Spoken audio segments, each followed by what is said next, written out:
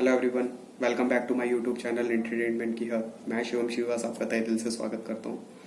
दोस्तों, आज की जो स्टोरी है, आज की स्टोरी मेरे स्कूल टाइम की है। स्कूल टाइम में कि जब मैं 10th स्टैंडर्ड में था, तो उस टाइम पे जो है हमारे यहाँ पे किसी ने मतलब मेरे फादर मदर को जो है एक सजेशन दे दिया कि ये 10th में तो एमपी से पढ़ ही रहा है। एज यूजल आपको पता है कि मैं दिल्ली से शिफ्ट होके एमपी में शिफ्ट हुआ था उस टाइम पे, कि ये एमपी में तो पढ़ ही रहा है। एक काम करो, इसका यूपी से भी फॉर्म डलवा दो। 10th इसकी अभी यहाँ से क्लियर हो जाएगी, 8th वहाँ से डलवा दो, 2 साल बाद वहाँ से भी 10th कर लेगा और जो है अपनी गवर्नमेंट जॉब की तैयारी जो है ये दोनों तरफ से कर सकता है, यूपी से भी कर सकता है और एमपी से भी कर सकता है। अच्छा, ये लॉजिक मेरे थोड़ा समझ में उस टाइम पे नहीं आता था, पर अगर आज की डेट में अगर ऐसा बोलते तो मैं खैर इंटरेस्टेड ना होता। तो मेरे को जबरदस्त मतलब इस तरीके का प्रेशर बनाया गया मेरे घर वालों पे, सजेशन दिया गया। मेरे घर वाले थोड़े ऐसे थे कि मतलब जल्दी से बातों में आ जाते थे हर किसी की।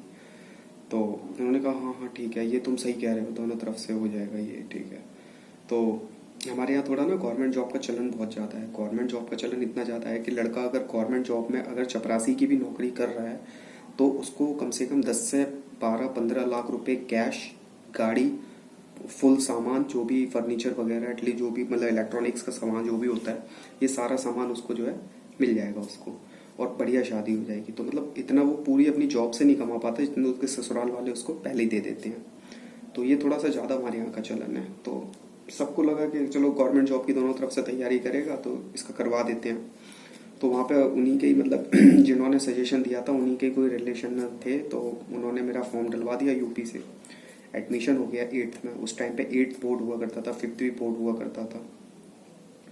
अब तो खैर नहीं होते हैं, उस टाइम पे हुआ करता था। तो 8th में मेरा एडमिशन लेना ज़रूरी था, क्योंकि डायरेक्टली मैं 10th में सेम टाइम पे 2 जगह 10th तो मैं कर ही नहीं सकता हूँ।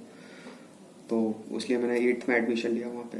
तो 8th में एडमिशन लेने के बाद में क्या हुआ कि सेंटर जिस मेरा स्कूल में गया था, तो मेरा एडमिशन कार्ड वगैरह आ गया, एनुअल टर्म के एग्ज़ाम आ चुके थे। तो जब मैं एग्ज़ाम देने गया वहाँ पे, तो वहाँ का मैं माहौल देखा तो एक बिल्कुल आउट में जाके स्कूल बना हुआ है, बिल्कुल आउट में, और वहाँ पे कुछ भी नहीं चल रहा है। मतलब कुछ भी मतलब व्हीकल वगैरह केवल अपने पर्सनल कन्वेंस से जा सकते हो, और कोई वैसे कोई व्हीकल नहीं चलते वहाँ पे। ठीक है भाई, अपने कन्वेंस से हम लोग जाया करते थे वहाँ पे।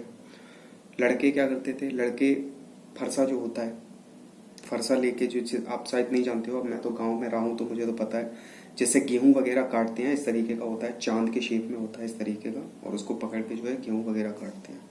इवन वो तक अपनी बाइक में पीछे उन्होंने वो कर खुलसा हुआ है, ठीक है। और एक क्या नाम पेन लगाई हुई है उन्होंने, और कुंजी जो होती थी, कुंजी अपने पॉकेट में रखी हुई है। पहुंच गए पेपर देना। पेपर देने के बाद में वहां से निकले, वहां से सीधे खेत पे गए, अपने गेहूं काटे, उसके बाद जाके आराम से घर जा रहे। और बच्चे भी कैसे आते थे, बड़े सापा आपा बांध के सर पे, क्योंकि धूप गर्मी का टाइम हुआ करता था उस टाइम पे, एनुअल के पेपर थे। तो सापा आपा बांध के एकदम पूरा फुल मतलब देहाती बन के आया करते थे। तो जिस दिन मेरा फर्स्ट डे था पेपर का, तो उस दिन मैंने बैठा हुआ, मैंने रोल नंबर अपना ढूंढा, बेंच पे जाके बैठ गया मैं। तो वहां पे क्या था, एक चपरासी था, वो चपरासी साला नकल करवाता था और पैसे लेता था वो। और वो चपरासी कम था, साला गुंडा ज्यादा था वो। एक्चुअली वो गुंडा ही था, वो चपरासी की तो नौकरी कर रहा था वो वहां पे। तो उसने क्या किया कि सामने एक लड़का बैठा हुआ था, कहीं ना कहीं करने लगा होगा चीटिंग वो। तो चीटिंग करने के टाइम पे जब उसने चीटिंग करी तो उसने आके पकड़ लिया। उसने कहा पैसे दो तो तुम्हारी मदद भी कर दूंगा मैं, और नहीं तो फिर बेटा कुछ नहीं हो सकता। तो उन्हें पैसा काय को दें तुम्हें, कहा फीस नहीं दई का तुम, फीस दई है ना, फीस काय को लगी है, पैसा और दे तुम्हें अब हम। कह रहे तो फिर नकल नहीं कर पाएगा तू।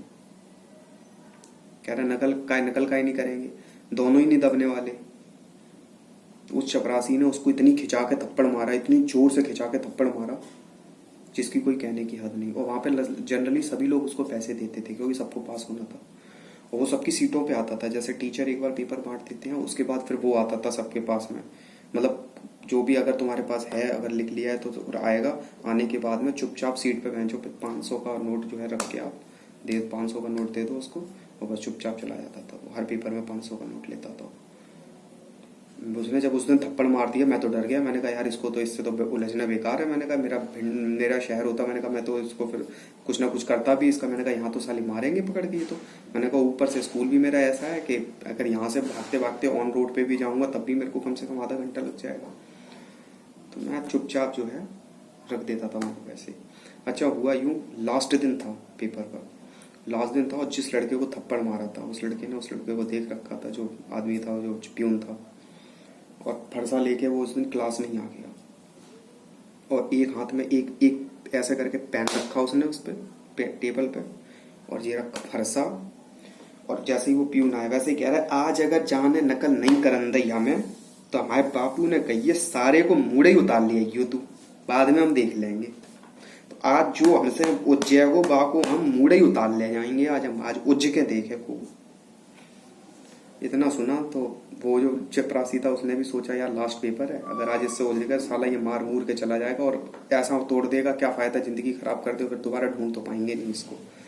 तो उसने जो है उसको कुछ भी नहीं, ठीक है, मस्त उसने नकल करी और सबको करवाई भी, ठीक है। और एग्जाम वगैरह हुए, हालांकि मेरी फिर उसमें क्योंकि मेरे सारे पेपर ठीक नहीं गए थे तो मेरी एक सब्जेक्ट में शायद कंपार्टमेंट भी आई थी उसमें। तो फिर उसके बाद मैंने वो एग्जाम भी नहीं दिया, मैंने यूपी से फिर किया ही नहीं वो, बस वो केवल 8th करके मैं छोड़ दिया। मैंने कहा मेरे बस की नहीं है, खामा उल्टे सीधे के का थप्पड़ अप्पड़ पड़ जाएगा, मैंने कहा फिर दिक्कत हो जाएगी मेरे को, इसलिए मैं ऐसे काम करूंगा ही नहीं। तो दोस्तों ये थी कि ऐसी ऐसी भी जगह होती हैं जहाँ पे मतलब इस तरीके के इंसिडेंट होते हैं, और शहरों की पढ़ाई में और गाँव की पढ़ाई में बहुत फ़र्क होता है, और एजुकेशन में भी बहुत फ़र्क होता है, ठीक है। बट दोनों जगह से एजुकेशन लिया तो थोड़ा थोड़ा दोनों चीज़ों का तजुर्बा है मेरे को, शहर की भी एजुकेशन का है, गांव की भी एजुकेशन का है, शहर की संस्कृति का भी है, गांव की संस्कृति का भी है। तो दोस्तों वीडियो अगर अच्छा लगा हो तो प्लीज़ लाइक करना, कमेंट करना, शेयर करो अपने दोस्तों के साथ, और अगर चैनल पर नए हो तो please subscribe the my channel, YouTube channel, and hit the bell icon please. Thank you so much. Jai Hind, Vande Mataram.